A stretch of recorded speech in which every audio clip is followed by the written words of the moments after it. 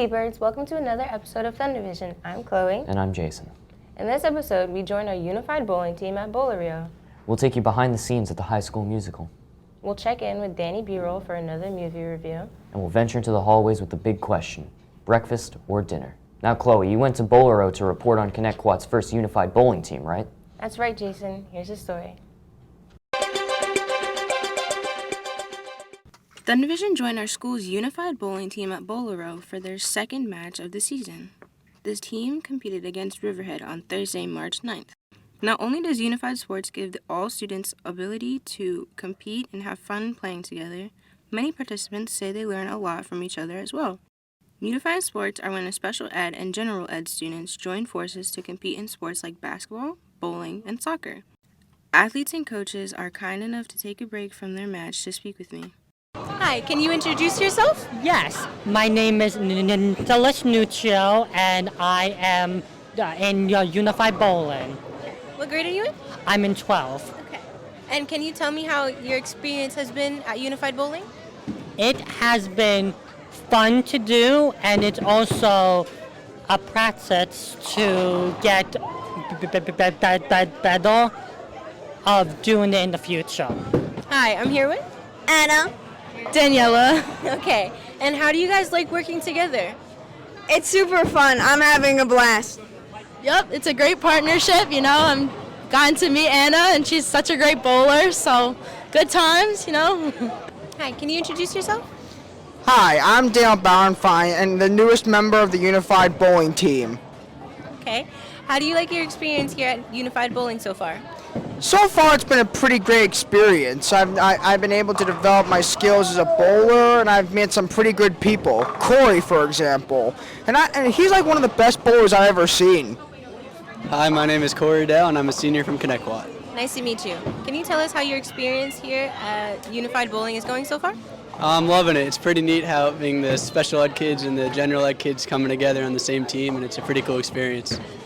How is the bowling season going so far? We're having a fantastic season. We had our first match on Tuesday at East Islip Lanes versus Central Islip, and we won.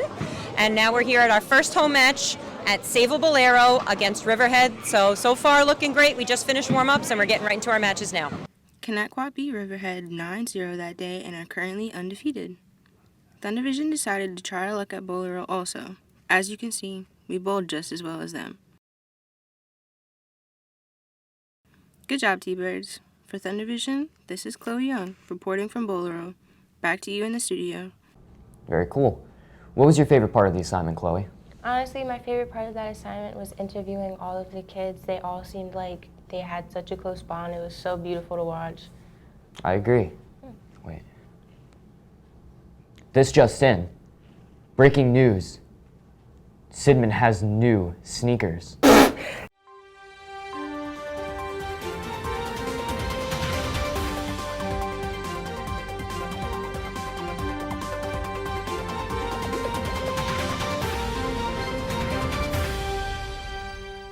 It's St. Patty's Day.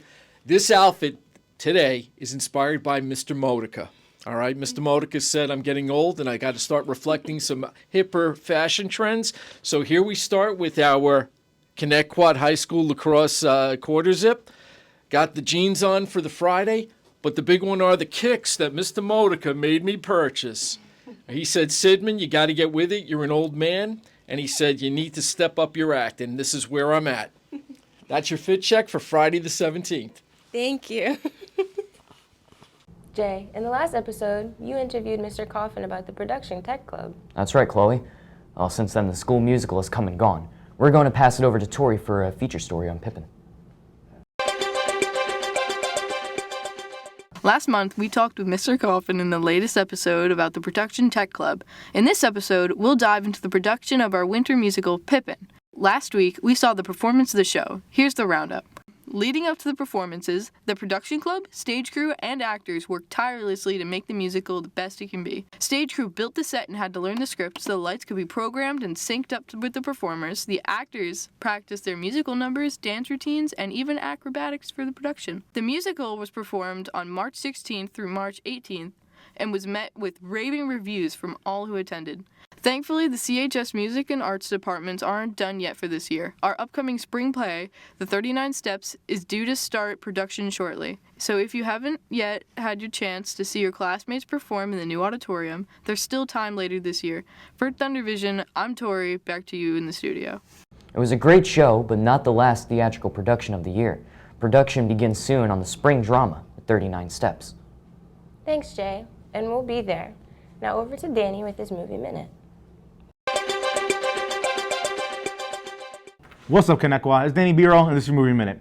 It's the time of year again where superhero movies take over the theaters, and this year is no different as we enter the quantum realm. Ant-Man and the Wasp: Quantumania is the third Ant-Man film in the Marvel Cinematic Universe and the first film in Phase 5 of the MCU. It follows the story of Scott Lang and Hank Pym and picks up after the events of Avengers Endgame. Their teenage daughter Cassie is studying the quantum realm with her grandfather Hank Pym when she reveals that she made a device to send contact into the quantum realm. Cassie and Hank's experiments with the quantum realm cause them to get pulled into the alternate realm where they face the new villain of the MCU saga, Kang.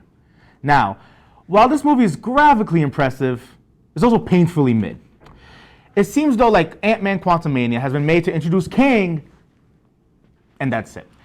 As for the acting, Michelle Pfeiffer is an amazing actress. Amazing actress, one of the best. However, her role as Janet Van Dyne is so boring. I mean, the character herself is irritating and her motivations don't make any sense, which might ruffle the feathers of Marvel superfans.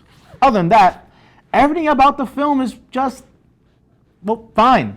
I mean, the highlight of the movie, other than the impressive special effects, is Jonathan Majors' performance as Kang the Conqueror. Majors plays Kang as absolutely evil and it's perfect. If introducing Kang and presenting his backstory was the goal, the movie did its job. Even if the overall effort was average. MCU completists will no doubt watch this latest installment, but for everyone else, you can watch it or you can don't. You honestly won't miss much.